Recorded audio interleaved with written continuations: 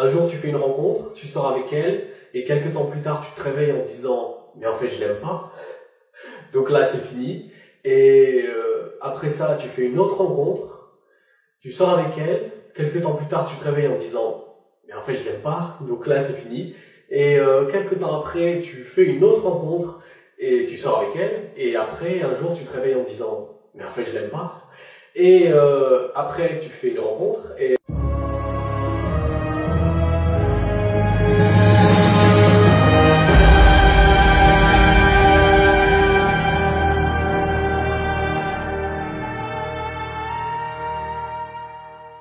hey, salut les gars, ici Zachary Abri, expert en relations de couple pour le mouvement Les Nouveaux Hommes, là on vous apprend à devenir l'homme de vos rêves.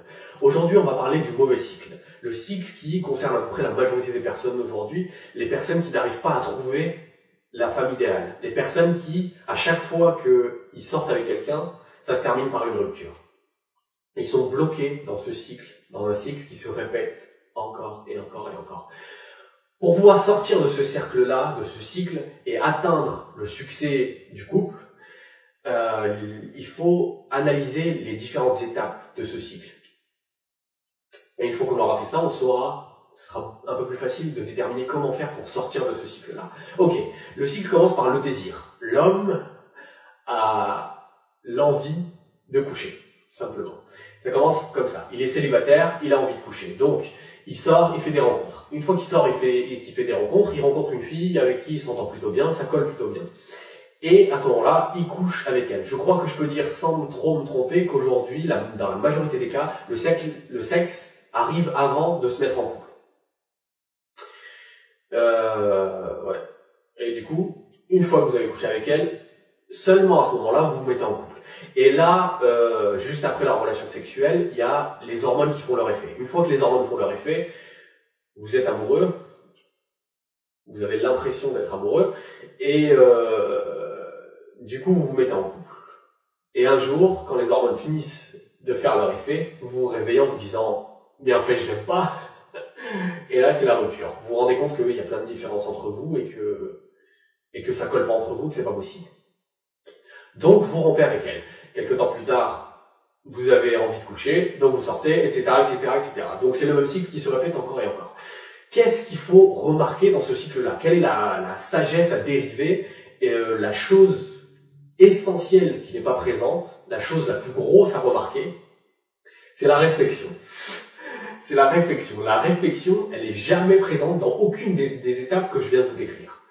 Quand vous avez envie de coucher, vous allez coucher avec une personne. Donc déjà, vous êtes dirigé par un désir.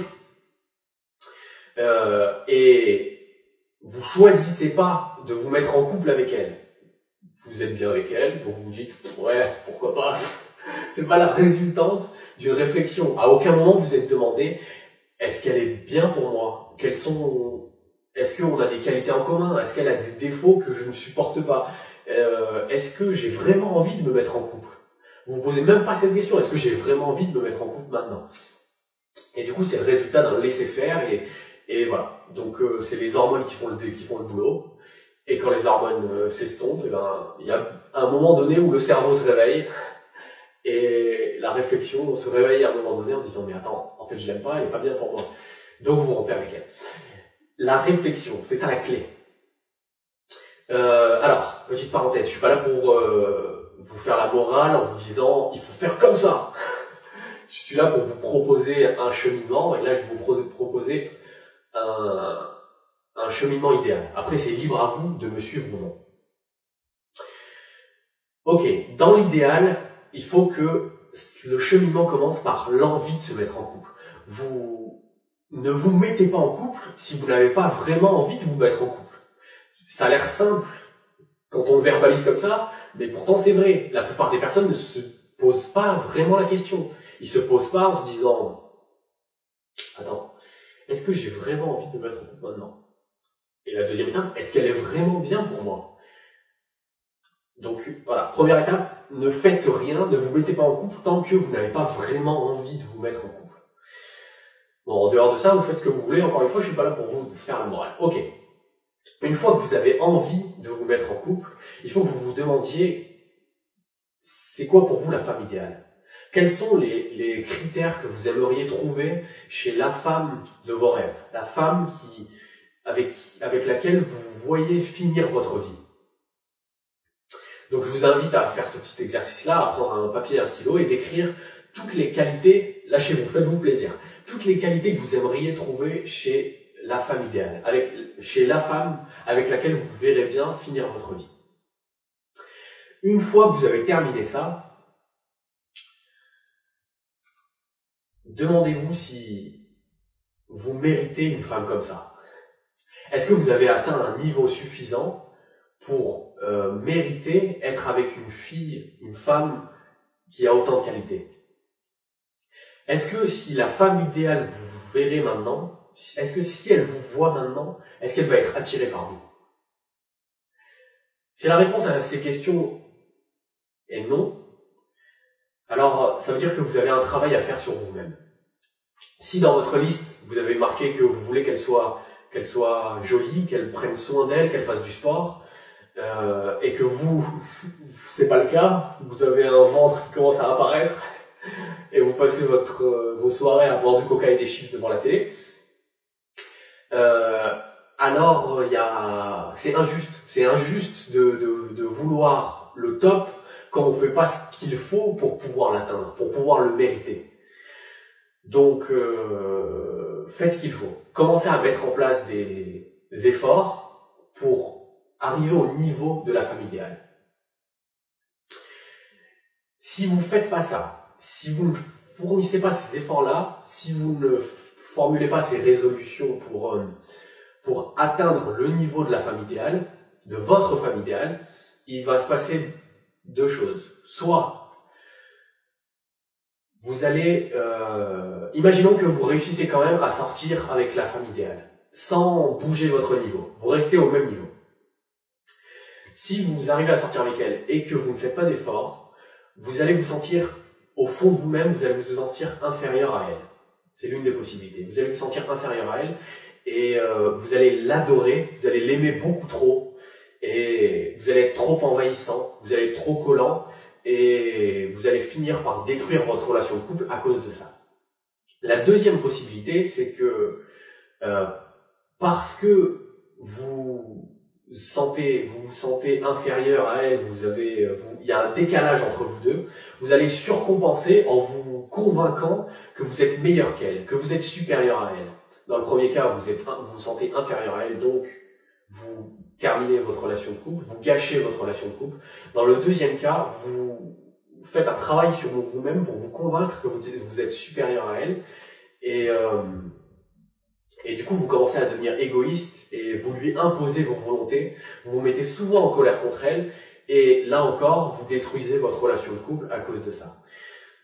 Donc vous voyez à quel point il est important de faire des efforts pour pouvoir atteindre le même niveau que votre femme idéale.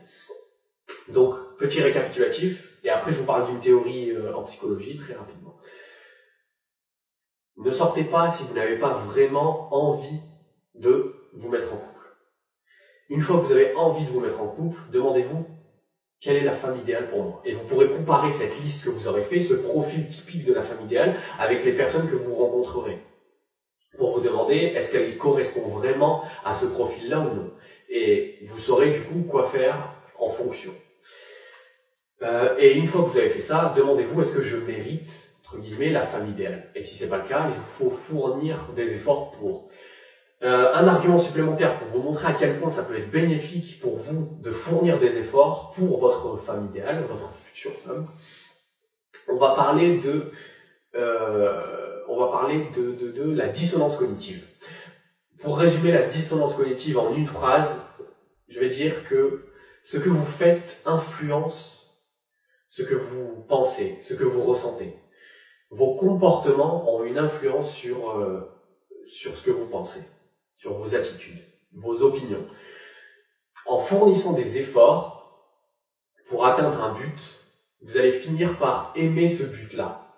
À chaque fois que vous allez sortir faire du sport, par exemple, à chaque fois que vous allez prendre soin de vous, à chaque fois que vous allez vous assurer que votre environnement est propre, que c'est une qualité attirante, entre parenthèses, d'être propre sur soi et aussi chez soi. Je dis ça pour vous encourager à passer l'aspirateur. Et j'ai pas été payé par des féministes, je vous rassure. Bref, plus sérieusement, en fournissant des efforts, en multipliant les activités pour atteindre le niveau de votre femme idéale, vous allez, sans le savoir, augmenter l'amour que vous allez avoir pour elle. Plus vous fournissez des efforts pour un but particulier, et plus vous allez aimer ce but-là en question. Je termine en vous donnant un exemple. Imaginez que vous travaillez 10 ans pour avoir une voiture. Vous avez la voiture de vos rêves, vous la voulez et vous bossez comme un taré pendant 10 ans pour pouvoir l'avoir. Au bout de 10 ans, vous avez fait attention, vous n'avez pas trop dépensé à chaque fois, vous avez calculé, vous avez fait des efforts, vous avez fait des sacrifices et au bout de 10 ans, vous allez l'acheter. C'est génial. Ce jour-là, vous êtes super content. Vous la prenez, vous rentrez avec, vous êtes super content et quand vous arrivez, vous voyez devant votre garage la même voiture, exactement la même, qui est garée devant chez vous. Et vous apprenez que, en fait, vous avez joué à un jeu une semaine avant et vous l'avez gagné. Bon, parce que c'est pas bien ça vous sert à rien d'avoir deux voitures, vous allez en vendre une. Laquelle vous allez vendre? Est-ce que vous allez vendre celle pour laquelle vous avez travaillé dur pendant 10 ans ou celle que vous avez eue comme ça, en un claquement de doigts? Je suis prêt à parier que la voiture que vous allez vendre, la voiture dont vous allez vous débarrasser, ou peut-être même la voiture que vous allez donner, si vous êtes généreux, et si vous faites ça, bravo, ça sera la voiture que vous avez gagnée comme ça, parce que vous n'avez pas fourni d'efforts pour l'avoir, et du coup, il n'y a pas un attachement émotionnel. En fournissant des efforts pour quelque chose ou quelqu'un, vous allez automatiquement augmenter de façon exponentielle l'attachement que vous allez avoir pour elle. Donc sans même l'avoir trouvé, c'est ça qui est fou, qui est incroyable, sans même l'avoir trouvé, en faisant des efforts et en vous disant « Ok, si je fais ça, c'est pour que, une fois que je trouve la femme qui me correspond, elle me trouve attirant. » À chaque fois que vous vous dites ça, vous augmentez de façon significative l'amour que vous allez avoir pour elle, une fois que vous serez ensemble.